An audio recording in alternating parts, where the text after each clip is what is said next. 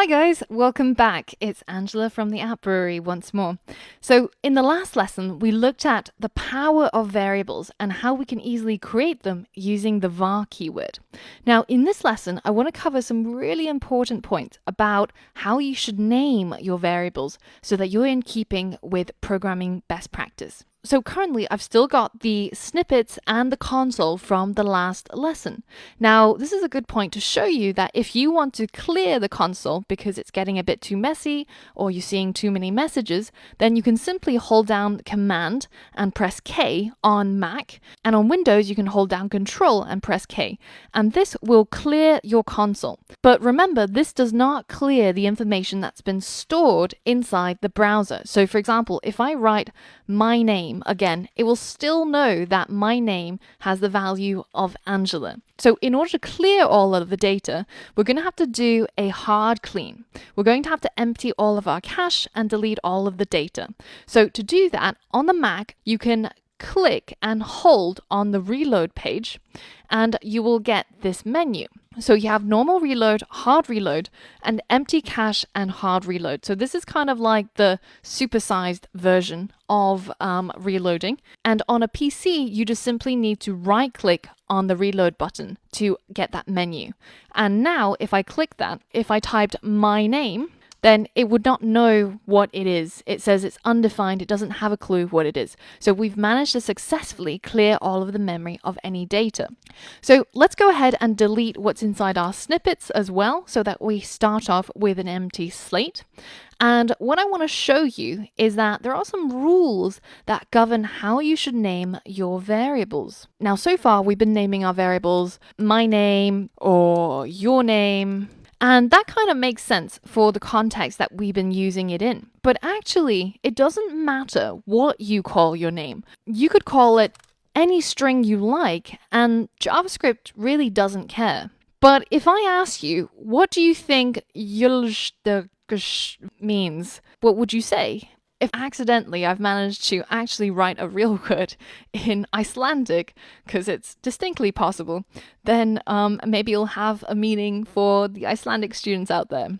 But for most people, this doesn't make any sense. And when I try to use it or print it, I mean, I can if I remember it exactly the way that I typed it, but you can see that this is a really, really bad idea. So just because JavaScript doesn't care doesn't mean that we don't care. We should care a lot, because imagine working on the same project as some guy who likes to call his variables gacha, and you have to figure out what all of these things mean.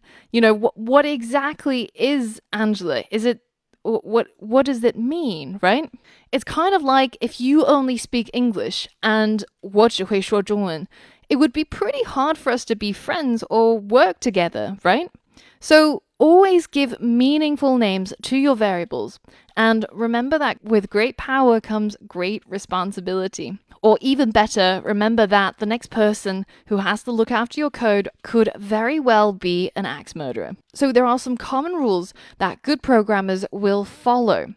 First of which is give your variables meaningful names so that anybody can figure out quite easily what is the data that's likely to be stored inside it. It's like if you had named all of your folders on your desktop untitled folder 1, 2, 3, 4, 5, 6, then you will be spending hours and hours digging through each of these folders trying to find the things that you're looking for. And instead, if you named it pictures or movies or documents, then it would be a lot easier to try and figure out what they contain. And it's the same story here with variable naming. So aside from this, there are certain things that JavaScript will not let you do when you're trying to name your variables. So for example, I can't call my variable var, because this would be insanely confusing. And JavaScript does not actually allow you to do this. You can see that we've got this little error here, and it already tells us that we can't structure our code like this. But you can, however, have a variable name that contains keywords. So, for example, if you called it myvar, that's totally valid. And you can see from the coloring or the syntax highlighting, it's already showing you that this is valid and this color is reserved for keywords. Now, the other rule is that your variable name cannot begin with a number. So for example, you can't call your variable 123. This is also not allowed. However, like keywords, your variable name can contain numbers. So you call it my 123, and that's totally cool. The next rule is that your variable names can't contain spaces. So it can't be my name equals Angela. This makes absolutely no sense because it treats that space as if you're trying to write another different bit of code. The first word that comes after var and a space is going to be seen as the name of your variable. So your variable is called my, and so it doesn't know what to do with this extra name thing that you've squeezed in here. So no spaces, basically. And finally, the names can only contain letters, numbers, the $sign, and an underscore. No other symbols are valid for naming a variable. So for example, you can't call your variable my dash name. This is not valid. However, if you wish, you can call it my underscore name. That is a valid variable name.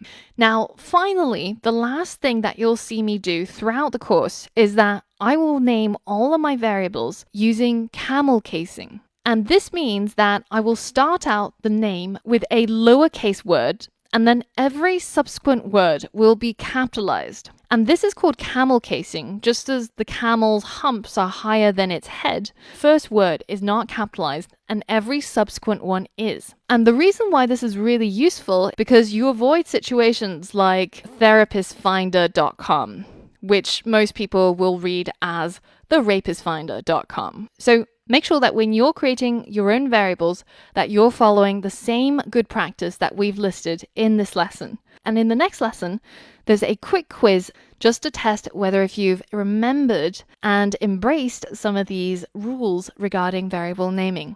So I'll see you on the next lesson. All right, so in this module, we're going to cover strings in more detail, and we're going to fully get to grips with this particular primitive data type. So previously, we saw that we can combine strings using the plus sign, and this creates a single string using a special feature of programming called concatenation. Now, you have to imagine that you're joining together everything that's inside a quotation mark and ignoring everything else. So A plus space plus B becomes A space B, concatenated into a single string. Now, let's try it out in practice. If we head over to Chrome and we open up our developer tools and we head over to our source and our snippets, then we can start writing some code inside our index.js.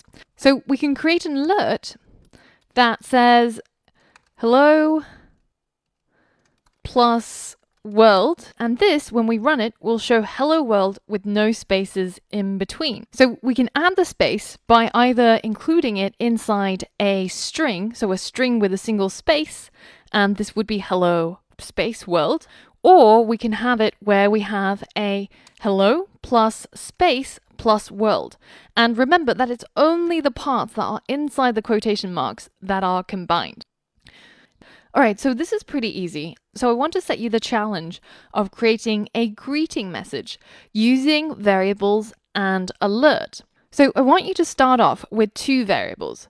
One is a message, which is equal to hello, and the other variable is called name, and you can set it to either your own name or you can set it to whatever the user enters in a prompt.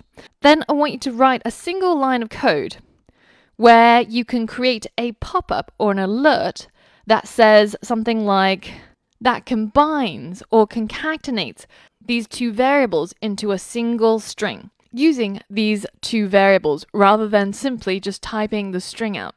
So pause the video and complete this quick challenge. All right, so that's pretty easy. All we need to do is to create an alert. We add the message, then we add some characters in between. So namely, it'll be hello space there, comma, space. And then we add the name that we are going to greet. And finally, we close off our alert.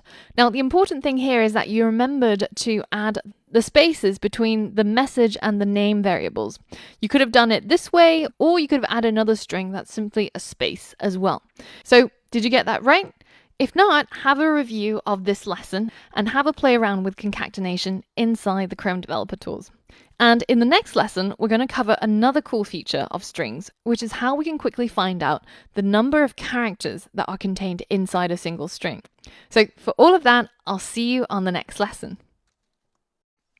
Now, another really cool feature of JavaScript strings is that we can easily figure out the number of characters in a string by simply tapping into its length property.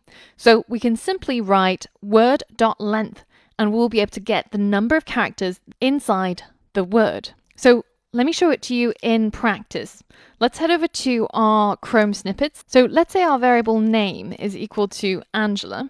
And say if I'm too lazy to count how many characters are in the string Angela, then I can simply write name.length in order to get the number of characters.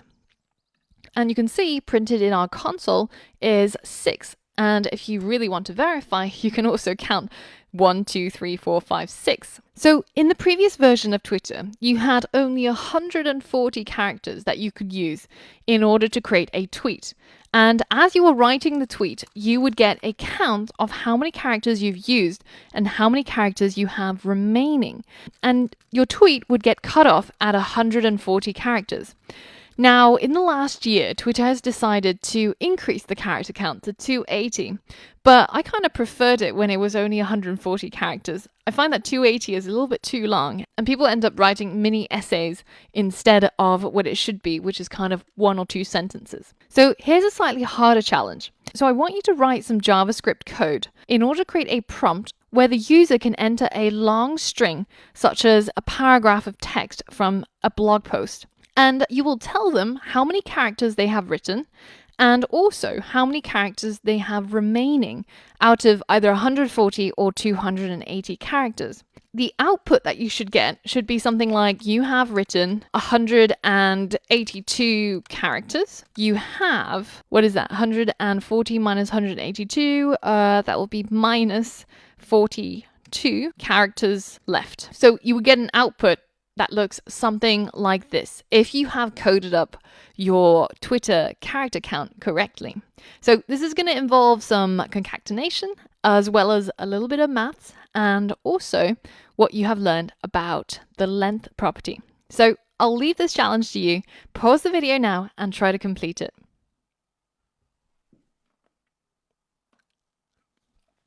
All right, so how did that go? Let's comment this out. So that means putting 2 forward slashes in front of it, which takes it out of the code and instead gets completely ignored by the computer so that it's not treated as any sort of code. Now, there's 2 ways of commenting text. You can either put 2 forward slashes in front of it, and this means you'll have a single line comment, so the next line becomes code once more, or you can put a forward slash plus a star, and then you can have a star and forward slash to end it, and this means that you can have multi-line comments like so, which is pretty cool. All right, so I'm going to push that towards the bottom and we're going to write our code up here. So I'm going to create a prompt that asks the user to input a tweet. So something like compose your tweet, and this will simply ask the user to write their tweet in here. And once they have created that tweet, then I'm going to bind whatever it is that they wrote in there to a variable, and I'm going to call that variable tweet. Seems to make sense, right? Now, once I have that variable tweet, I'm going to use it to check its length. So I can create a new variable called tweet count, and this can equal tweet.length.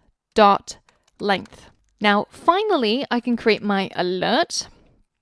And inside the alert, I'm going to tell the user, you have written space plus tweet count plus space characters. You have space plus 140 minus tweet count plus characters remaining. So now if I copy this first paragraph and I go ahead and I run my code and paste that paragraph in here, then I can hit OK, and I will get an alert back that says you have written 187 characters, you have minus 47 characters remaining. And this of course works also if I just write in some gobbledygook, and I will also get my character count and how many I have remaining to be a valid tweet. Now, some of you might have run the code and then tried to navigate to a different tab to get your text. And then when you came back, you saw this error that says cannot read property length of null. And that's because when you navigate away from the tab, the pop-up gets dismissed, and this tweet variable is now a null value, so it doesn't have a value.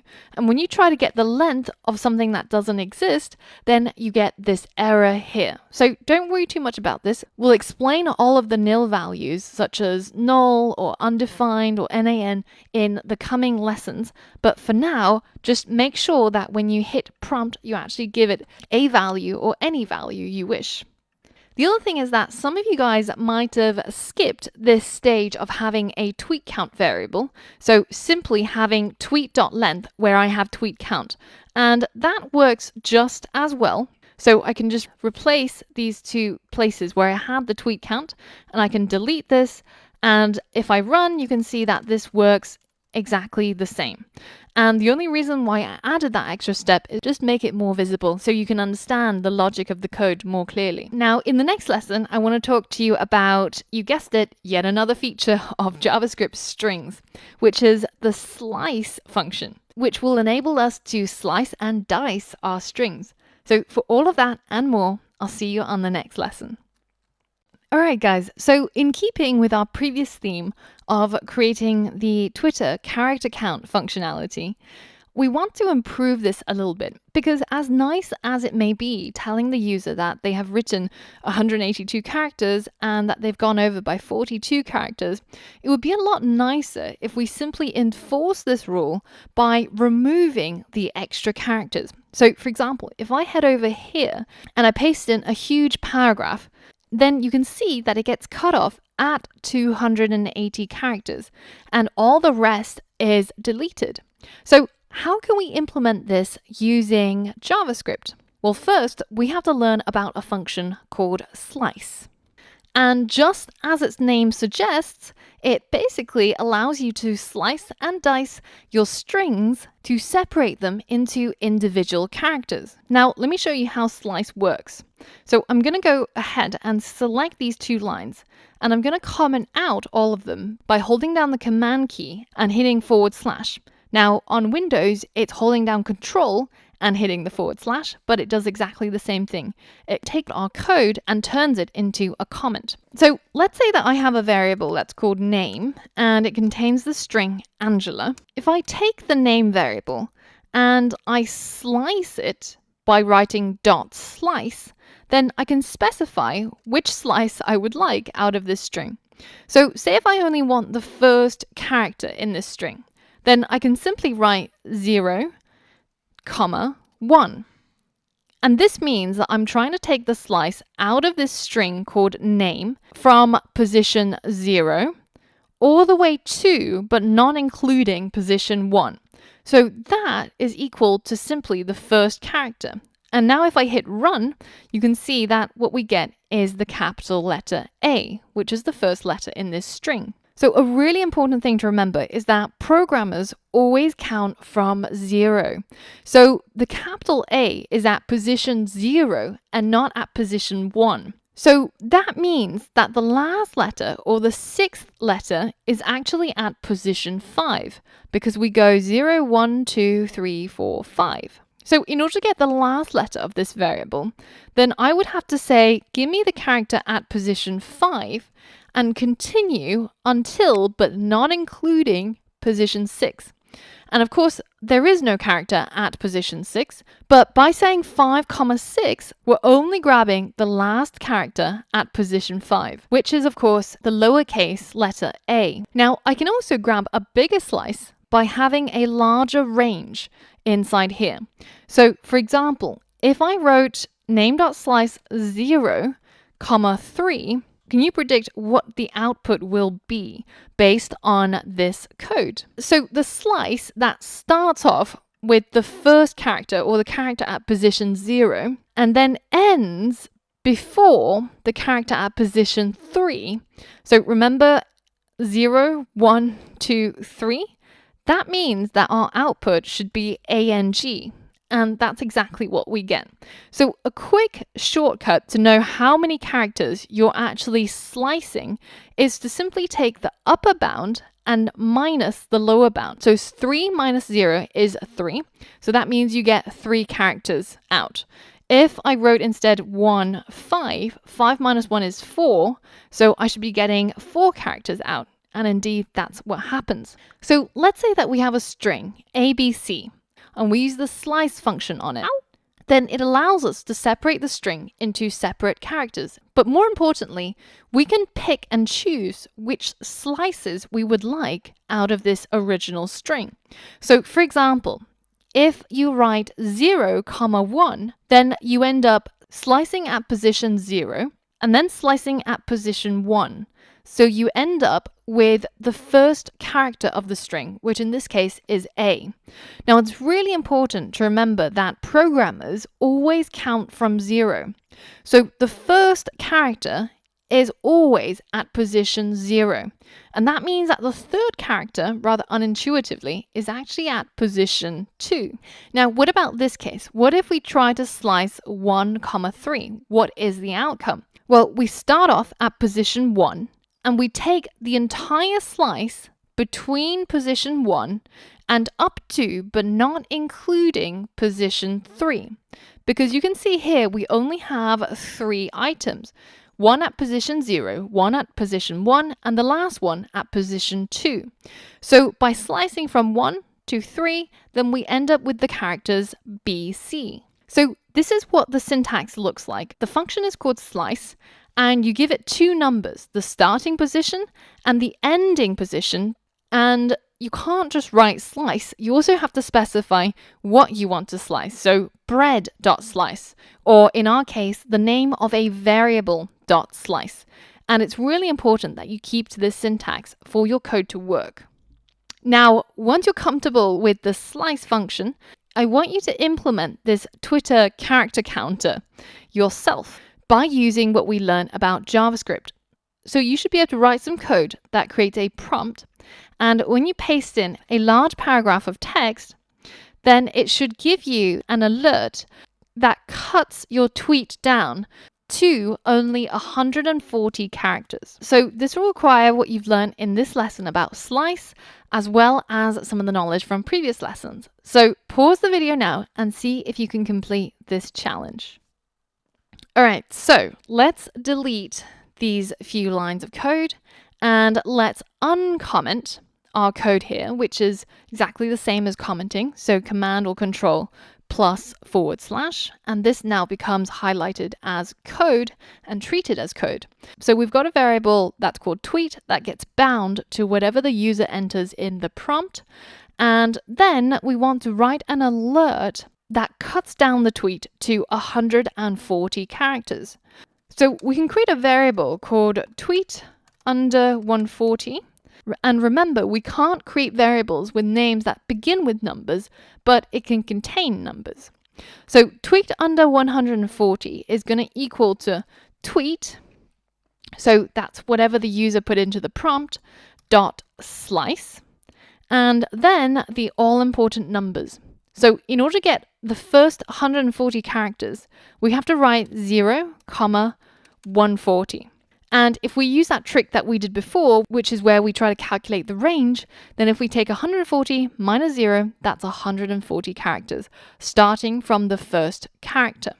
So now let's put a semicolon, and in the alert, we'll simply alert the tweet under 140 back to the user. So I'm going to go ahead and copy this long paragraph first, and then I'm going to hit enter and run our code. Then I'm going to paste in that long paragraph, hit OK, and I get back 140 characters, cutting it off at the 140th character.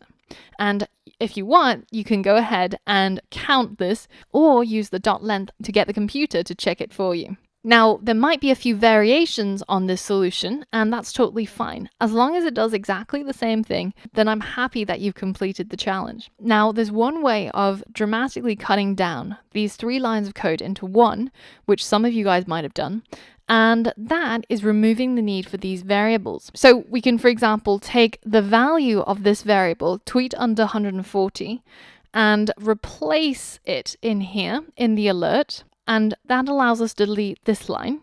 And instead of having a variable called tweet, we can also simply take the value of that variable and replace it in the code here. And that allows us to get rid of this first line. And this will work exactly the same as before. Now, in the next lesson, the final thing that we're going to explore with strings is how you can change the case of your string. So for all of that and more, I'll see you on the next lesson. Now, the last thing that I want to show you that you can do with strings is you can use a method called toUpperCase that changes all of the characters in your string to uppercase. So as we have done before, we simply take the variable and then we write a dot and then we use toUpperCase to turn every single character in the string to the uppercase version of it. So let me show you what this looks like in real life. So I have a variable that is called name and it contains the string Angela. Now if I write name.toUpperCase and then I add some empty parentheses and finish off my statement with a semicolon, and now if I hit Command Enter, you can see that in the console I get the string that's contained in name printed out with every single character changed to the uppercase. Now at the moment, this functionality is completed and then this data is lost. So inside here, for example, if I just wrote name, which is my variable, you can see that it's still lowercase. So if we wanted this to be saved to this variable, then all we need to do is say that name equals the old version of name, which is this, changed to uppercase and then reassigned to the same variable. So now if I hit run, and I type name into the console to try and pull up the value that's contained inside this variable, you can see it is now all capitalized. Now we can change it in the other direction as well. So for example, if I wrote name now equals the previous version of name, which at this point it's all uppercase, dot to lowercase, then now the final version of name is actually all fully lowercased. Even the first A, it's all been turned into lowercase. Now that's pretty easy and it's pretty useful as well because sometimes you might want to ask the user for, say, a prompt and you ask them for what is your name, and they end up giving you their name in, say, all lowercase, right? And that doesn't really look very good when you print it out, say, in an alert. It doesn't look that great and it won't be consistent across different users. Now, if you've been watching along with the previous lessons and you've absorbed the knowledge, then you should now be able to use everything that you've learned, including how to slice strings up, how to concatenate strings, and also how to change the casing in order to complete the next challenge. So what I want you to do is to create a prompt that asks the user for their name.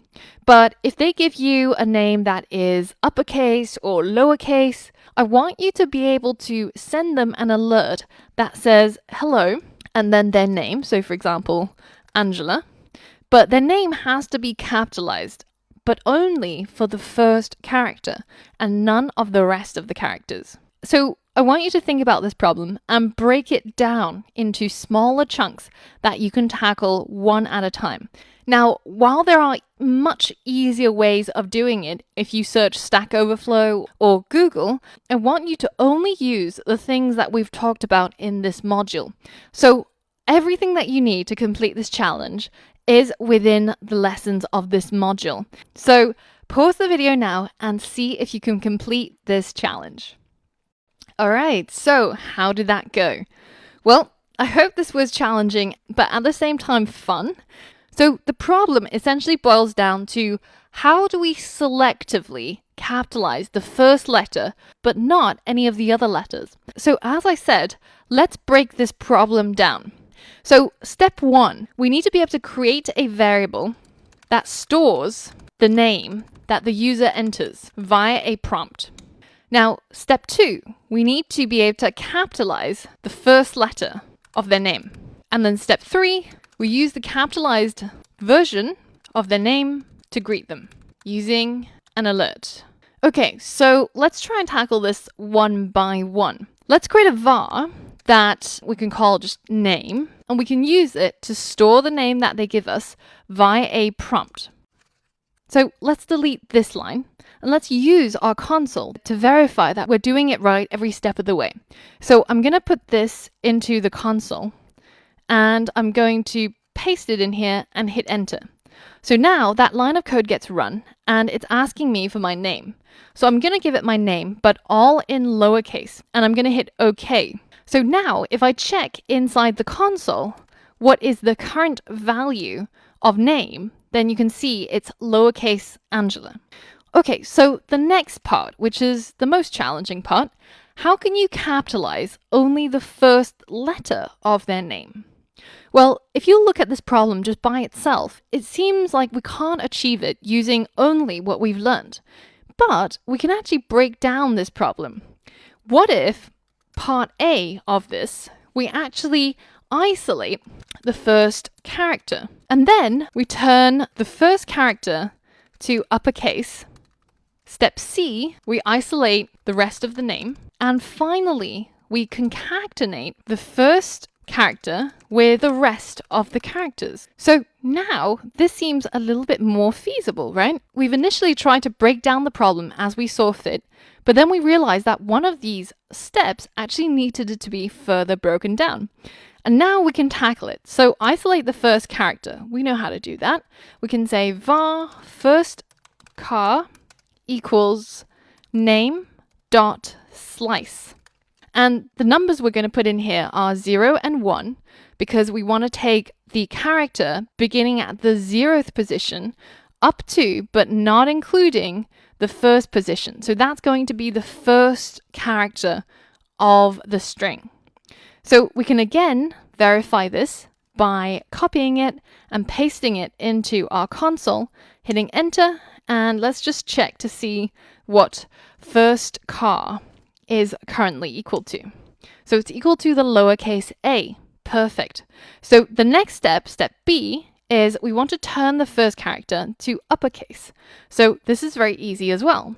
Let's create a var called uppercase first char, and it's now equal to first char, which is the lowercase a at the moment, dot to uppercase. And remember, we need those two empty parentheses at the end. Okay, so let's see if this worked by pasting this into our console. So what is the current value of uppercase first char? It's capitalized A. Brilliant.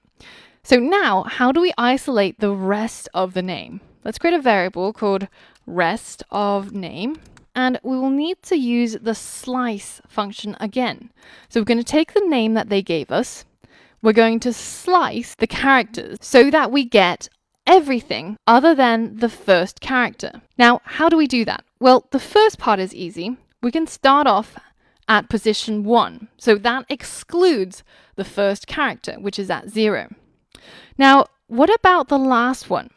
It's pretty easy if we know that the name is Angela, because we can count and we can see this is 1, 2, 3, 4, 5, 6 characters. So in order to get all the characters after the letter A, all we need to do is to write 6 in here. Now, because we're getting the name through a prompt and we don't know what the user is going to enter, then if we just put in 6, it's not always going to work.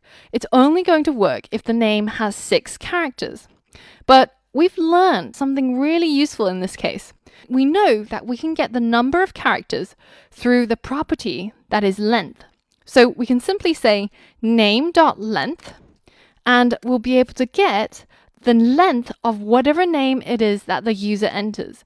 So we will always be able to get the last position to put into our slice in order to get the rest of the name. So let's paste this into here as well, and let's run it, and let's see what rest of name is equal to. And there we go. It's equal to Angela. Angela. Beautiful name, right? So now, finally, we can add our uppercase first character to the rest of the name in order to get our capitalized name. We can use concatenation for this. We can say uppercase first car plus rest of name is now going to be equal to the name that is capitalized. Paste that in here and let's check it out. There we go. We've now got the capitalized Angela. Pretty cool, right? And now all we have to do is to put the capitalized version into the alert and greet the user by saying hello plus capitalized name. So now let's run our code and it asks us for our name. So we'll give it Angela, lowercase, hit OK, and it changes our name to capitalized Angela and greets us through an alert. So that might have seemed pretty complicated for achieving something quite simple. And if you look on Stack Overflow or Google, there are simpler ways of doing it. But this exercise is really, really crucial in starting to build an essential skill that programmers have, which is taking a big problem, chunking it down, breaking it into smaller pieces, and whenever you get stuck on those smaller pieces, then trying to break that problem down even further. Now, some of you guys might have realized that we actually need one extra thing to make our code completely foolproof. Because what if the user, instead of just writing, lowercase Angela, which we've addressed, what if they wrote lowercase to begin with, but then towards the end, they added in some capitalized letters? Our current code doesn't address this.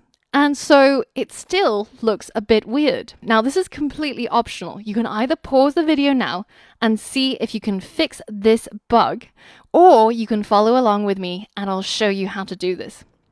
This is one of the reasons why testing your code is really important, because there's always these edge cases that you might not have thought about, but that might happen when you have thousands of users using your website. So now that we've achieved turning the first letter into uppercase, fixing this one small user experience issue is going to be a walk in the park, because all we need to do is just to add another small step in here. We can call this one D and this one E, and we can say change the rest of the name to lowercase. So we can take this variable we've already got, rest of name, is now equal to the previous version of rest of name dot to lowercase. And now this changes that variable to make all of those characters lowercase, and uses it in the concatenation of the capitalized name. So now if we run our code and we put in what we had before, which is lowercase ang, uppercase ELA, hit OK, and voila, we get our perfect capitalized name no matter what the user decided to enter. So I hope you had fun with me in this module, learning all about strings in JavaScript.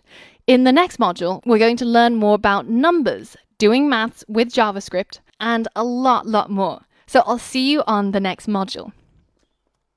Now, for the most part, working with numbers in JavaScript is pretty straightforward. So, for example, you can add by simply using the plus sign, and you can subtract by simply using the dash or the minus sign. When you want to multiply, you can use the asterisk as the multiply sign, and division is done with a single /.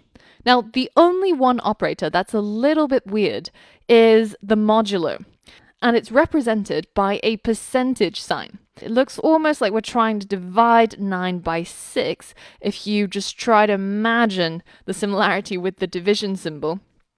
But it's actually going to give you the remainder of the division. So 9 divided by 6, so 6 goes into 9 only one time. And you get a remainder of 3, which is going to be the outcome of this expression. So we know that 6 divided by 4 is 1.5, but 6 modulo 4 is going to give us 2, because that's the remainder of what 6 divided by 4 will be. Now, what do you think 12 modulo 8 will give you? Right, so 8 goes into 12 only once, and the remainder is 4. Now, why is this useful? Why do we even have this operator? Well, if you were trying to work out if a number that you have is odd or even, say 45, you could divide it by 2. And if the modulo is 0, then it will be an even number.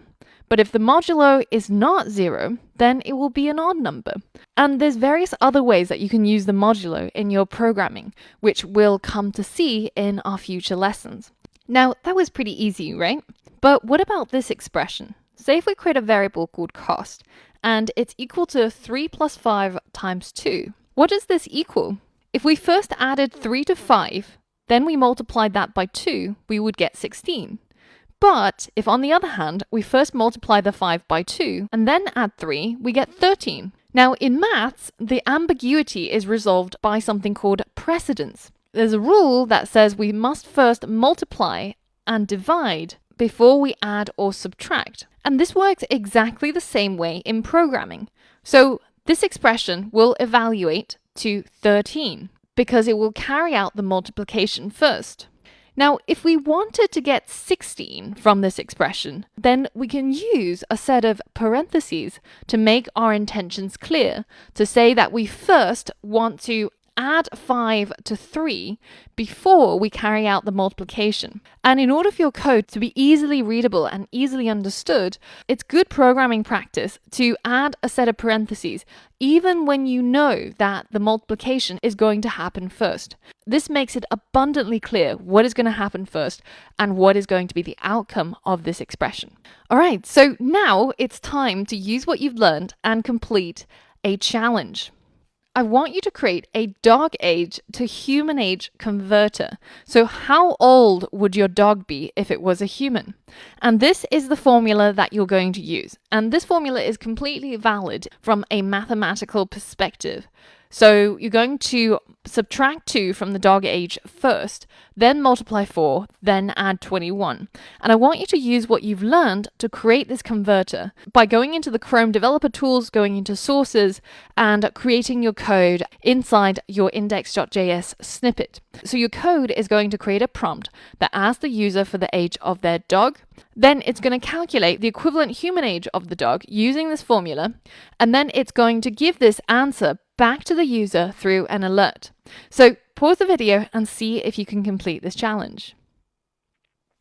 All right, so let's tackle this.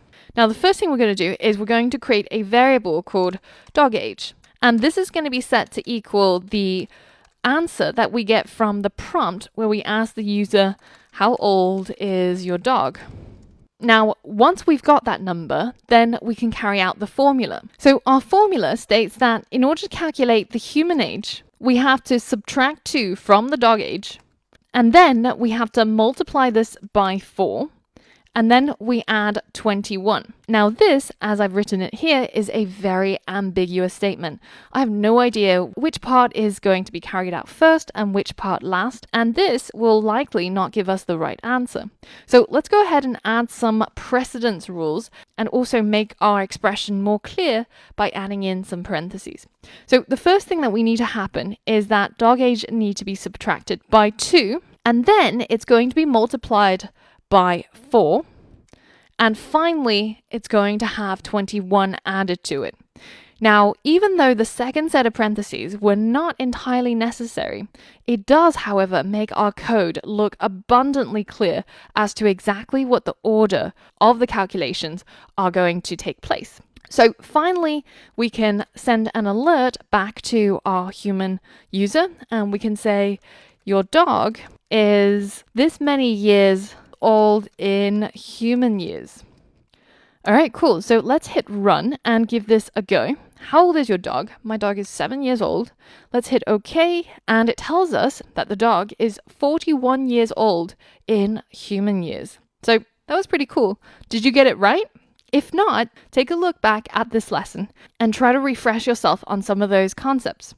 So in the next lesson, we're going to look at some slightly unfamiliar mathematical operations that you can do with JavaScript numbers that you might not have seen in maths. So for all of that and more, I'll see you on the next lesson. Now, so far, what we have seen are all operators that exist in normal mathematics. But here are some that only exist in programming. So take a look at this expression. We create a variable called x and we set it equal to 5. Then we change the value of x to the previous value, which is 5, plus 1. So x now equals 6. Now we've seen this and we've been using this in our previous code, so this should be familiar to you already. But in most programming languages, instead of writing out x equals x plus 1, you can simply write x plus plus. And in exactly the same way, x now gets incremented by 1 and is now equal to 6. So x plus plus is the equivalent of saying x equals x plus 1. And this is called the increment expression. Now you can go the other way as well. You can write x minus minus, and this is equivalent to x equals x minus 1. So the previous value of x, 5, minus 1, so x now equals 4. And this is called the decrement expression. Now you might have heard of the programming language C and C++. And this is kind of like a programmer's idea of a good joke, even though nobody else thinks it's funny. But essentially, C++ was meant to be an increment on the C programming language. So it's kind of like C plus 1, a little bit better than C.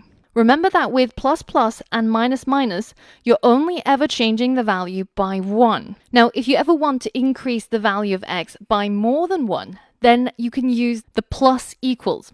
And this is equivalent to saying x equals x plus 2. And so x now equals 7. In the same way, you can also use plus equals to increase by the value of another variable.